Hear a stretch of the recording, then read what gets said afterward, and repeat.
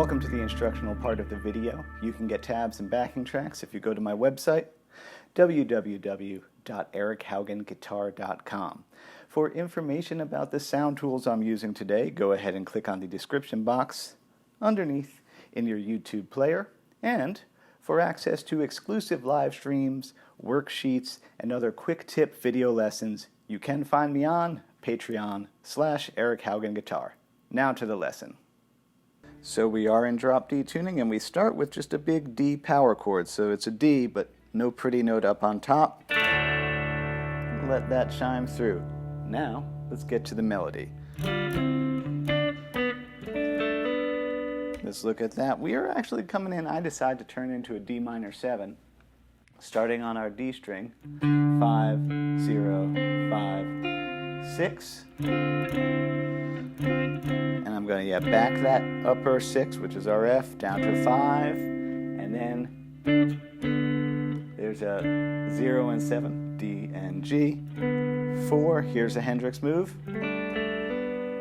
because it goes to a G over B in the song, but so I'm playing out of just that G structure there.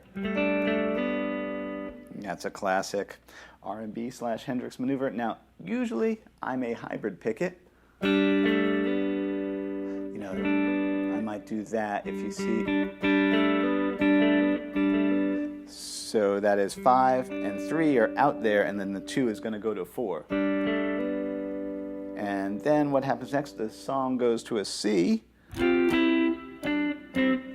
before it goes back to a G, so I'm going up to very obvious C structure here at the 8th fret, but I'm only getting kind of the mid portion of it. 10, 10, 8. Back that middle note down to a 9. Going to another C structure here at our 5, 5, 5 across our D, G, and B. And I'm going to get a 7 off to 5 to sneak the melody inside. And then a G. Again, that same G there. And this is funny. Still it's on a G or a G7 and the melody's going, so it ends up sounding like a D minor 6 the way I voice it, but don't worry, it's still a G. 5, 0, 4, 6, open. That's not really Hendrix, that's just me being dissonant. I'm allowed. Back to that D power chord. There's that D raised 5th. Which, side note, is also, baby, hold on to me, whatever will be, will be. Very, is that Michael McDonald? Doobie Brothers? I don't remember. And then I wanted to sneak a fill on there, a Hendrix fill. So I'm thinking of our 5th fret caged minor pentatonic shape off of this chord. So for me, they're scale shapes, and they're always connected with chord shapes. That's important. Otherwise, I can't remember stuff. So that fill, starting with 6 and 5 there on the upper skinny little strings, pinky is going to get that 8 and come back off. Land on the 7, and then the way my brain works, I'm like, well, that sounded nice. Can I do that in a different part of the scale? You can. Yeah. So that is, now I'm on the G and the B, 7, 6, hammer on to the, 5, 6, hammer on to the 7. Well, 5 to 7, and then there's that D sharp 5.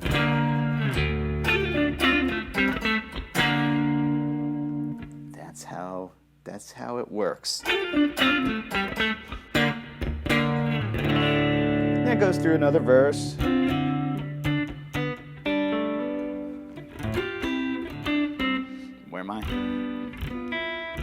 Then I wanted to do a Hendrix fill that connected the various positions of caged/minor pentatonic.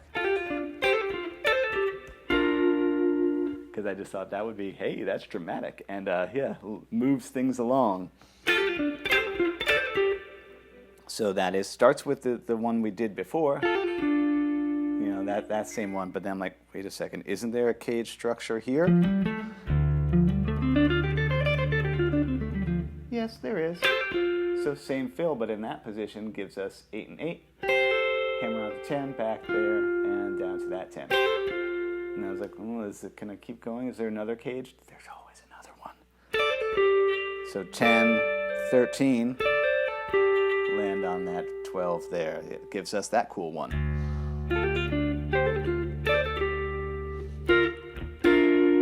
And yeah, to get the sharp 5, that B flat is now there on the 11 of the B, and I'm getting, you know, the thingies, the 12 and 10, 11, yeah, to get that there. Side note also, notice the way, you know, Hendrix could probably do this wrapping his thumb around. I can't. So whenever there's something tricky, you want to make sure that if you're like, oh man, I can't get this. What the heck, man? I saw the people on YouTube do it. Why can't I get it? Look at your thumb angles. Look at your finger angles. Make sure that, like, oh, when something is hard, we probably have to rotate. So, yes. And there we are with that. Chorus. Harmonized thirds. Now, truth be told, they're probably stacking way more than thirds, but sounds pretty good to do thirds. They probably got 4 voices going. 7 and 6 on the G and B, minor scale. 5 and 5, 3 and 3. Because it's a B flat, and then it's going to go to G over B, so I'm going to go 7 and 6, back it off. There's a G.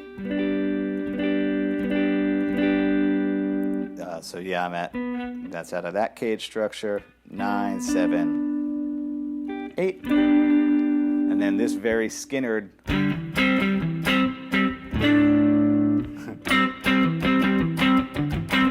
I like Skinnered.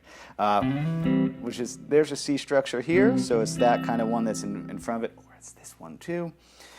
Sliding into that 7 of the A. Flat on those 5s.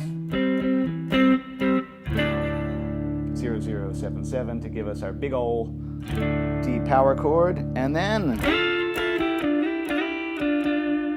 yeah, I kind of play with it a little bit because the vocals play with it a little bit. That's 10 and 10 on my G and B, 9 and 8, back to that 7 and 6. Again, this kind of, how I'm able to see this, I see things in a very across the fretboard, global kind of way.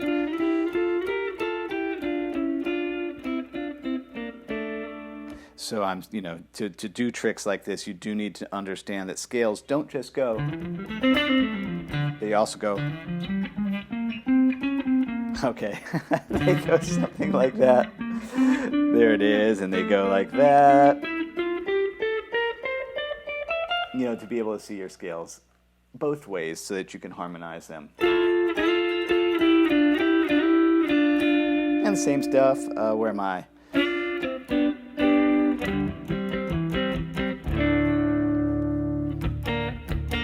And then that same thing.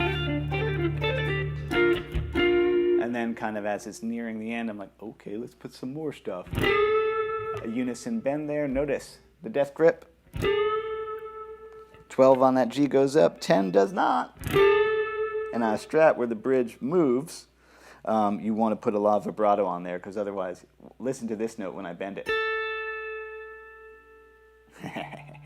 Because I like my bridge to float a little bit. I think it gives the Strat the appropriate Stratty feel. People will disagree with me.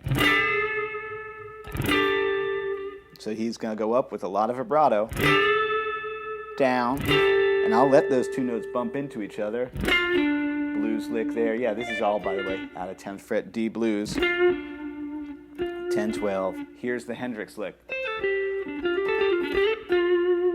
That's worthy of a week or a month of practice. That's, again, this Hendrix principle of his licks, they'll be slow, fast, slow, or slow, slow, fast. Like his way that he could divide time. It's uniquely his own. So this is my attempt to cop that. 13, 10, pull off, and here's the tricky bit. So the first part is to get that. Now I'm hybrid picking that. but you can probably get it. Depends on your technique. Hammer on, pull it off. And then the last thing is such a Hendrix articulation that 12 up, and then don't hear it fall back down. That very sassy, really. And you can do that as a bend also. So that lick. Come on. It's very Hendrixy. And then it comes around again. And this time I'm going to start moving away. I'm going to start moving down through my caged scales. So that's a unison bend there off of that G, which is our 8th fret. Push that 10 up. And then I'm like, oh, here's a blues here. 6, 5. And then I'm like, ooh, let's go one lower. So that gives us, what is that? That's our last position of cage. 5, bend it, 3, 5, and then you're out of it. There you go.